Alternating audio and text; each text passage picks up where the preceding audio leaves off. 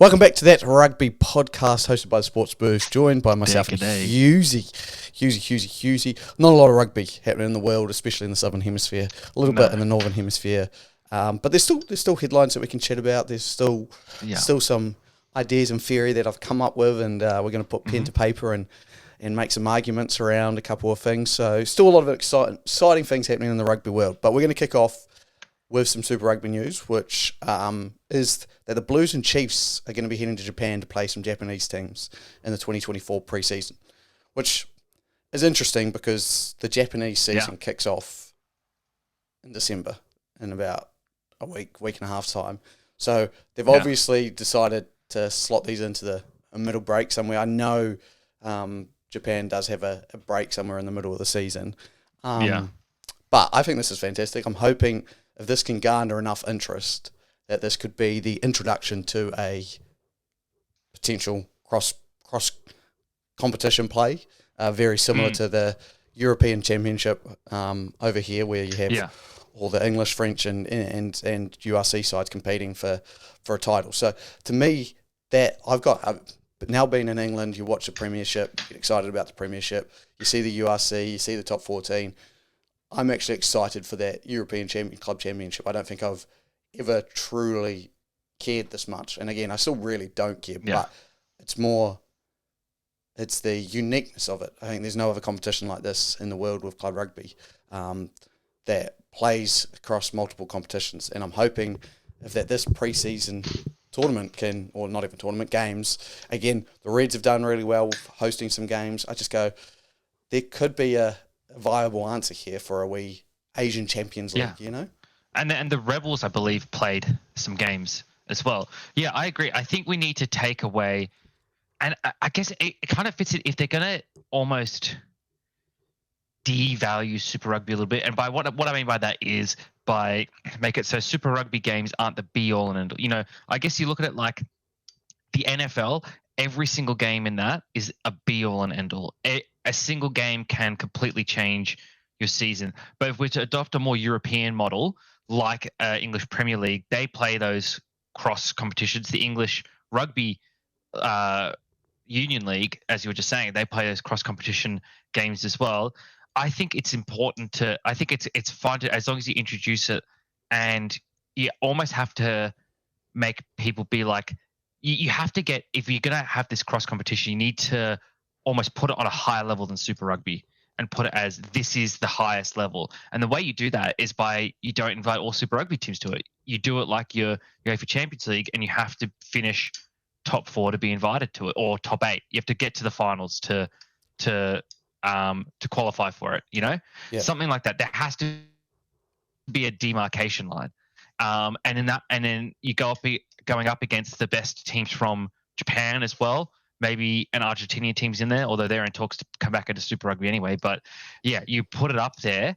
And then, the Japanese league, they've got players of international caliber in there, So how great would it be again to see, Malcolm Marx plays over in Japan, if I'm not mistaken. How good would it be again to see Malcolm Marx playing against the Crusaders or the Waratahs or the Reds and stuff like that, Get that bit of that South African vibe back into things, as well as the best Japanese talent as well. So you need to make that competition. That competition then needs to be promoted the most, right? I think it's all, again, like a lot of things to do with rugby. It all comes down to marketing and comms, which they've fallen down with. They're showing some slight improvement, especially with Herbert at the reins, but it's still the area where rugby is the most behind probably any other sport. Right? I don't know if I've seen another sport that's as badly marketed and communicated than Union. Yeah, agreed. And I like what you said. I think you put the line as 4. It's the top 4 go through. So even if you make the final Super Rugby, if you make the top 4, it gives it real value. Top 4, I think there's 12 teams in the top div in Japan 1 league. I may be wrong with that, but that would be perfect. You'd have 8 teams in there, 2 pools of 4, 2 teams in Japan, 2 teams in New Zealand. Then you go semi-finals, finals type thing. Just a small. Doesn't need to be a big one.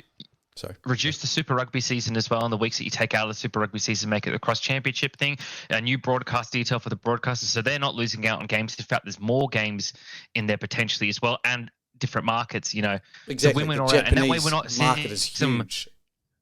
Exactly. And we're not seeing so many repeat Super Rugby games, right? Reduce it down to every Super Rugby team plays each other once. Yep. Right. And then you have those extra weeks that you generate be a Pacific Championship. Easy. Totally. And the way I see it as well is I think it was like, is it 18 or it was like 20 players from that Super Rugby final are playing in Japan in the top league or a top 2 leagues. So we're talking about this. This isn't a cakewalk competition anymore, Japan Pro League 1, This is a top competition in the world with a big amount of money, big amount of investment. It would just be dumb not to try and sort out something to globalise this and therefore not have to bring in a Sunwolves or anything like that to degrade the Japanese competition and degrade the Super Rugby competition. So to me, it all points, like, the more and more games I think we get there, the more and more interest. The Japan markets, they love rugby. They will sell out stadiums like the French do, I think. I think Super Rugby teams will go out there and sell out. I think, like you've said, a chance to see a Faf de Klerk or a Malcolm Marx playing against the Hurricanes would get me down to a game, along with the rest of those Japanese players. So, yeah, again, marketing, schedule-wise, they'd have to be smart about it. Two pools of... You have 8 teams, 2 pools of 4. Right? Each team in each pool plays each other once. So that's 3 weeks of competition right there. The top 2 from each pool go through. And so that's semi-finals, finals. So another 2 weeks. So that's just 5 weeks. It's essentially 5 games, right? 5-game competition. Doesn't need to be massive. We can build it up over time if these competitions expand, but started at that level, right? You get some good quality games in there. Why not? Totally. Couldn't agree more. So yeah, hopefully we're trending towards that direction with more and more Japanese teams. You could even expand it out. That's maybe a little unambitious. If you want to go a bit more ambitious, 2 pools of 4. Each team plays each other twice, once home, once away, like UEFA Champions. So you have a home and away leg, right? And then top 4 teams. So finals is just 2 weeks. So or you could do finals is 3 weeks if you take the top 3 teams from each pool. Seed 1 and 2 get a bye. I like top 2 teams and just go semi-finals. I like top 2 teams as well, but just if they wanted to get an extra week of competition in there. But if you have every team plays each other twice, home and away leg, right? That's 6 weeks there, plus 2 weeks of finals. You got an 8-week competition. Yeah, and I think you could do something, and you'd do during this is happening. There's obviously 8 Super Rugby teams not playing, so you'd put those 8 teams into some in-season tournament format, and again, it's just to get more games. Cup style. Exactly, like something like that, so that they're getting games. There's something like that happening. I don't know how it'll work, but again, I think there's just so much potential there for the Super Rugby season, and I love the idea that if you do that, Super Rugby becomes 11 games. Every game is just about a must-win game. Even with the 8 that make the final, you only have 11 games, so you can't afford to slip up. You know what I mean? Tell you what you do with that. 8 teams that aren't making it through, you do an FA Cup style where it's based on seeding from last year. So the number 5 team from last year plays the number 12 team, number 6 team plays the 11th team, so on and so forth. And it's just a straight knockout tournament, right? And then you'll get 4 weeks of competition, right? 8 to 4, 4 to 2, 2 to 1. The issue you have with that is those teams, if we say, let's say this Asian Champions League, are playing potentially 8 extra games, whereas a team in these bottom 8 may only play 1 game.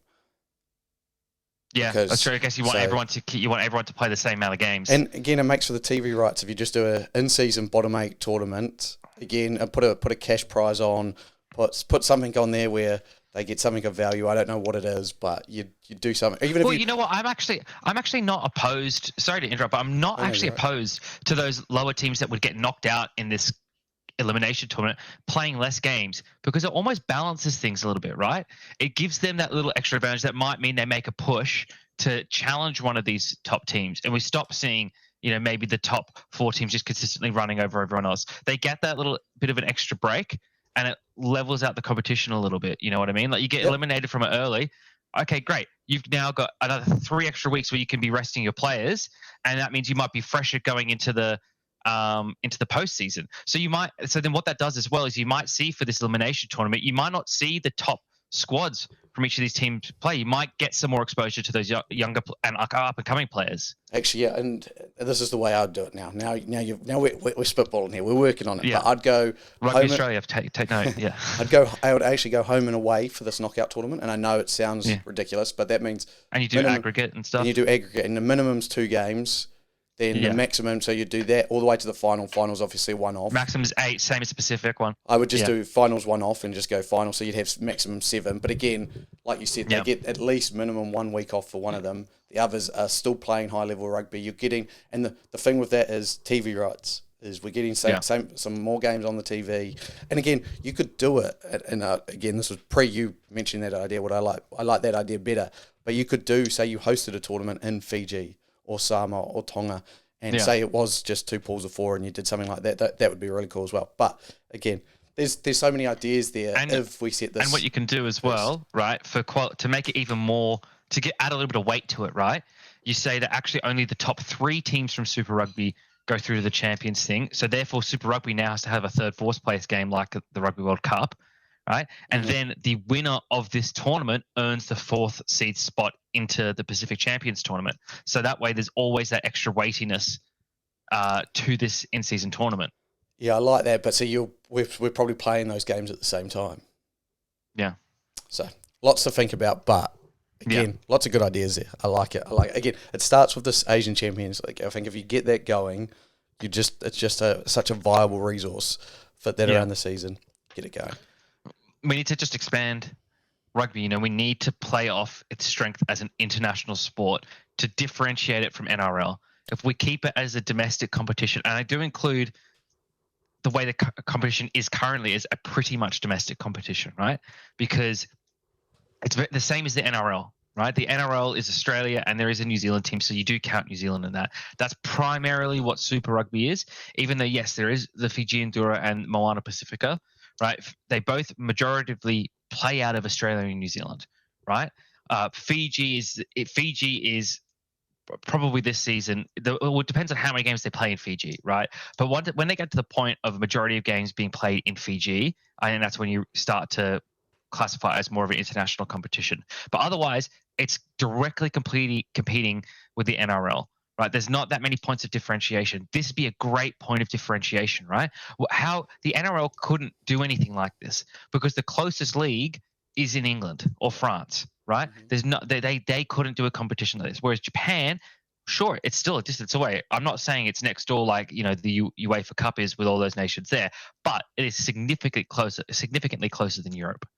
And and again, and even some of those games, you know, you got England and Italy, and there'd be some travel time there. Like it's not. Again, exactly. I think it's a great idea, and I don't know why we haven't jumped at this sooner. I imagine there'll be lots of talks. If these preseason games go down well in Japan, which I'm excited for, I think there'll be some good chats.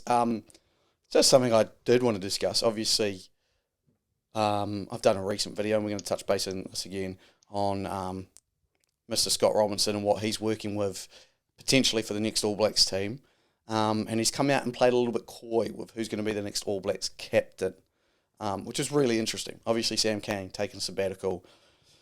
Then there's no guarantee that he'll come straight back in. I think everyone just thinks it's going to be Scott Barrett because Scott Barrett has been the leader of the Crusaders and Razors. I will say that's the first name that came to my mind. But Scott Barrett also has the the moments of stupidness is what I'll say, where he's been Ricardo before. He's a little bit ill-disciplined. He may be a great leader, but again, the All Blacks is another step up. Fits right in with the Sam Cane mold then. Yes and no. Like, Sam Cane is never purposely an idiot. I still, like, you know, we've discussed this. That's just a dirty shot for the World Cup final. Locks, they lose some air up the top. They don't have it all going on in their head. Yep. Like we know that. We know with locks it's a struggle. So I just sit there and I go, unfortunately, I don't think there's much better option. Like, I look around the team. You know the reason why they call them locks is because that's actually how they had to be kept as children in their cribs. They had to lock them to them so they would stop throwing themselves out of it and hurting themselves. Exactly. Yep, no doubt. I don't see anyone else in the team who could be. I'm just running my mind through it. Look, you look around. Obviously, Artie will be back eventually after a sabbatical, and I imagine he'd be pretty close to it. But while a New Zealand captain, in my mind, should be playing in New Zealand rugby, I look at someone like, Geordie Barrett, potentially. He's been in that system long enough now as well. So Geordie Barrett potentially, but I just don't see another person other than Scott Barrett taking it. So yeah, it's hard, especially because it's the year after the World Cup where there is that exodus, typically as there is after every World Cup, a new coach as well, and your sort of second captain. I was going to say he's a backup captain, but he's not really. But second captain in Ardie Savea is taking a sabbatical. It's like, there's not a lot of leadership candidates out there elsewise, So it's sometimes the most obvious choice is the best one. You don't need to always go left field with everything. But I think Razor is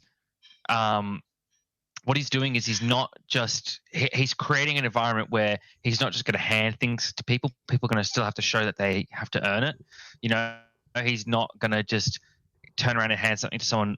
As much trust and respect as he, I'm sure, has with Scott Barrett, and as much time they've had working together, that is within the Crusaders ecosystem. They've got to now operate within the All Blacks ecosystem. It's a different animal. It's a totally different animal, right?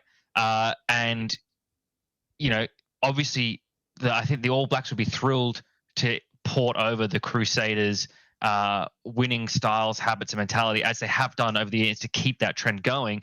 You still got to make those adjustments, right? From what Foster was doing and did very well to what Razor can do. And I think it's also a tool for him to show all the other All Blacks players coming from all the other Super Rugby clubs that, hey, just because I was Crusaders and we went to war every couple of weeks doesn't mean I'm going to overlook you for Crusaders players. I'm the All Blacks coach now, so I am the coach of all New Zealand rugby. So I will open the opportunity, and maybe that creates an incentive for someone that we're not thinking about to come in and take that captaincy, to really show that leadership that they maybe didn't have an opportunity to do when Sam Cane was there, when Ardie Savea was there. You can have too many leaders, right? Before you can lead, you need to be able to follow, right? So there could be someone in there that we're totally not thinking of that might step up and be a really good candidate. Another name that sort of came to mind, probably, I can't, he's going. Where is Richie Mo'unga going? Japan. He's in Japan. Japan. Yeah. So he's stepping away, right? So Damian McKenzie's probably going to come in and fill that 10 role. He could be someone, right? Like, look what he did with the Chiefs this year. Look how he directed them to, top seed. Yes, they may not have gotten to the grand final, but they played really good rugby. So, well, they did get to the grand final. They did make it to the grand final. Yeah. Sorry, yeah, but they didn't win the grand final. Sorry, for some reason I thought it was Blues versus Crusaders again, but no, that was last year. God, it's just there's too many Crusaders titles. It's just they all just blend into each other. Yeah. So he didn't lead them to a title. There we go. But he did lead them to the final. He did show that leadership quality. He quite literally smiled in the face of adversity. It became a meme, how he would smile while other fans were booing him when he was at their ground, when he was lining up to take a penalty kick, which is like a classic, playmaker trait. Usually we see it from the halfbacks, like your Faf de Klerks and your Nick Whites and stuff like that, Aaron Smith. But to have that come out of a 10 as well is, I think, really good. And he's in line to take over that starting 10 spot from Richie Mo'unga as well. So, he's another name that could potentially come to mind. And maybe Razor does think, look, I want to pick Scott Barrett, but he might think Barrett would be a better captain than McKenzie, but for the team, for my overall leadership over the group, the better net effect would be McKenzie. Like, Barrett might be better individually as a captain, but for the whole team, McKenzie would be the better captain to unify everyone. Who knows? We don't know. We don't know those inner dynamics. So I think that's another thing that he is still negotiating his way through, is that he needs to see how the other All Blacks players respond to each other, because he's only had the experience within the Crusaders ecosystem. Yeah, totally. Some good points.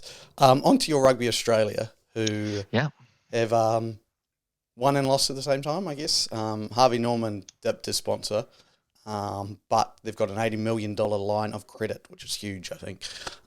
Personally, I can't stand Jerry Harvey, so I'm more than happy to see Harvey Norman walk away. just on a personal note, like his ads where he's coming out and you wouldn't have heard them because you're over in England, but after Optus had their massive outage here, he gets on the radio and said, "Oh, really? Australians kicking Optus while they're down? You could come get a special Optus deal at Harvey Norman," acting like he's there supporting the little guy when he pocketed millions during COVID from relief packages and stuff.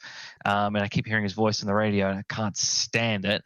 Just a terrible person, and I think probably someone that Rugby Australia would do well to walk away from to remove their elitist image.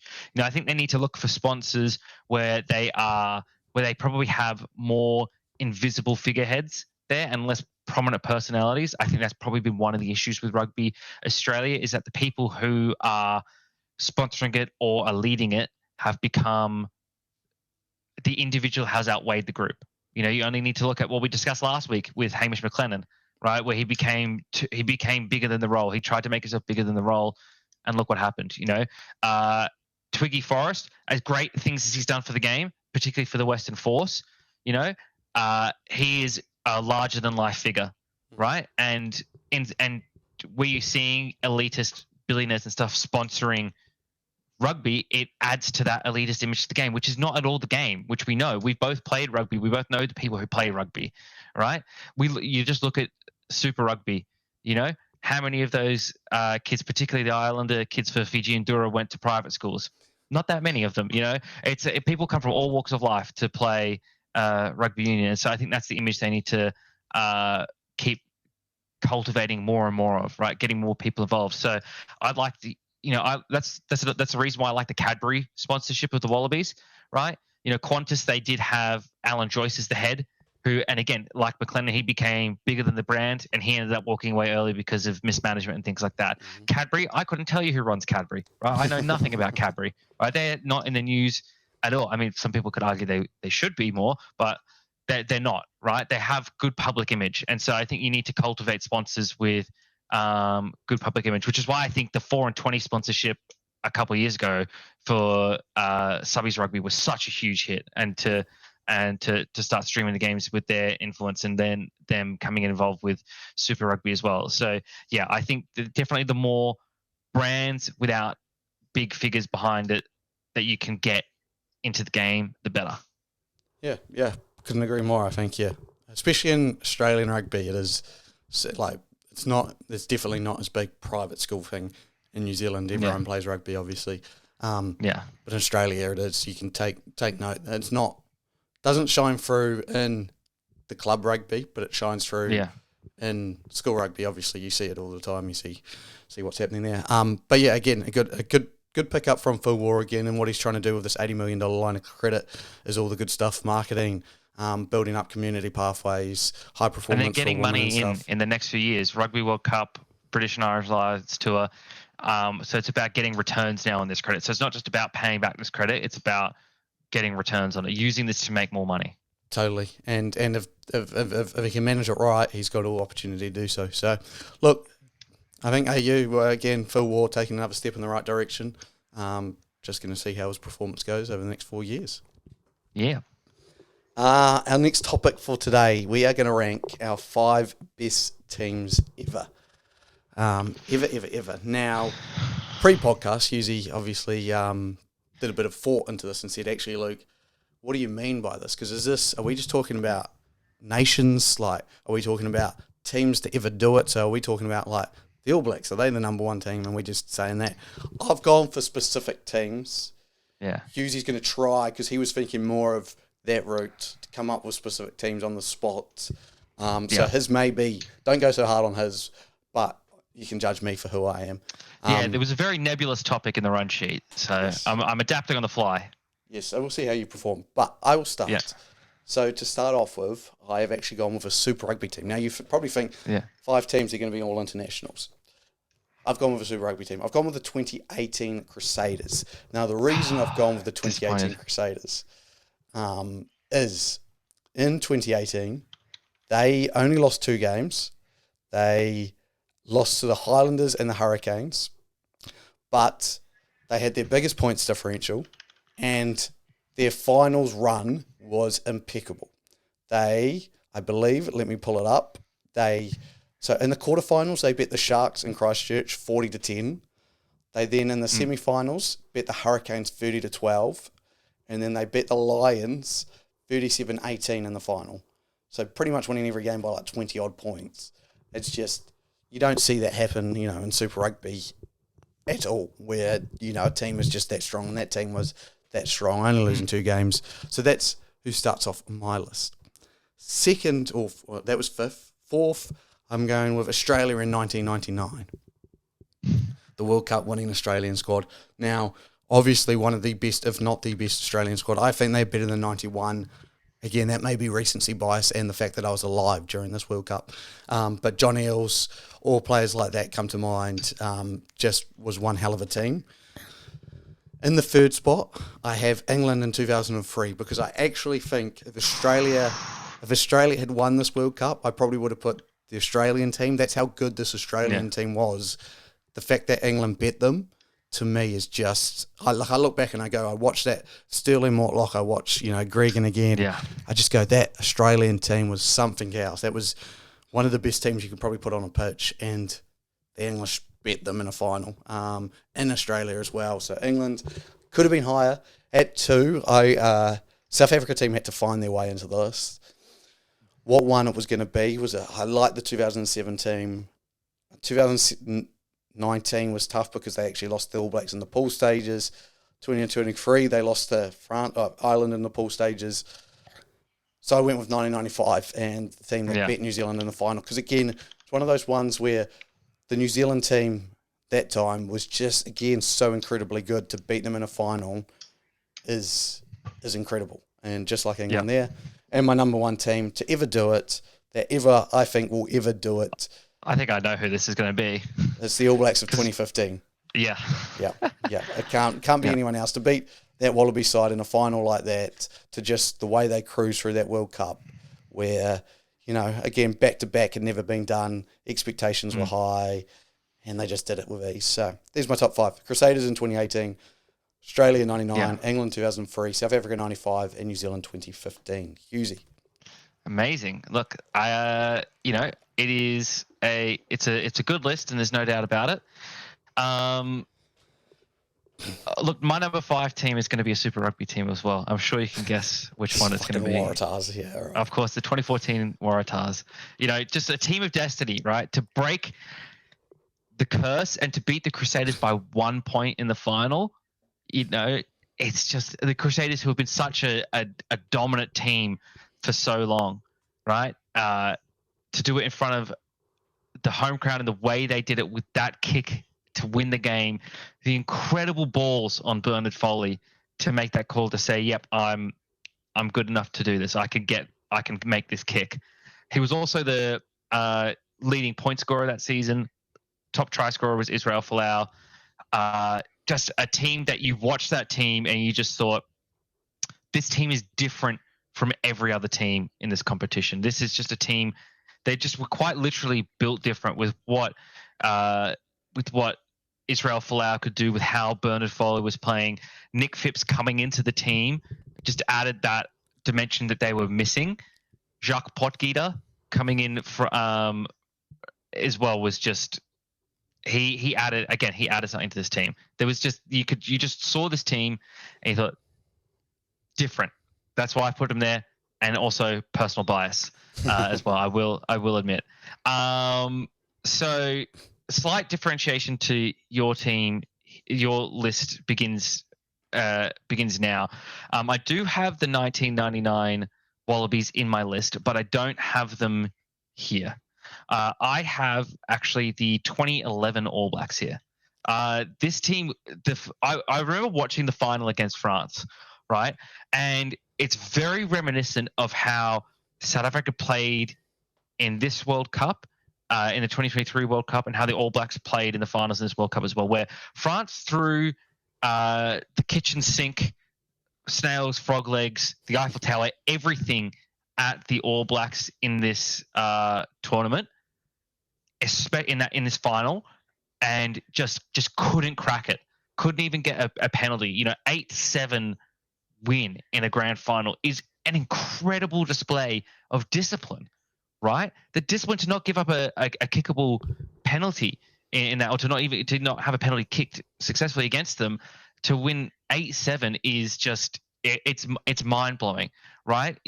That to me is more impressive than the 2023 World Cup final win, even though that was by point. Even more impressive than South Africa's run in this latest tournament, because of how low scoring that was, because there were so few opportunities, you had to capitalize on them, and New Zealand didn't allow France to do that, right? So I just think, I look at that New Zealand team, they run through the finals as well, beat Argentina pretty handily, beat a decent Australia team as well, and then to have that nail-biting finish against France was just incredible. It's I remember watching it, as low scoring as it was pure rugby.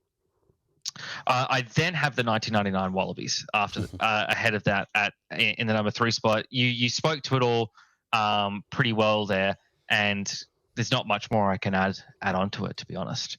And then unfortunately, for this discussion, my top 2 are the same as your top 2.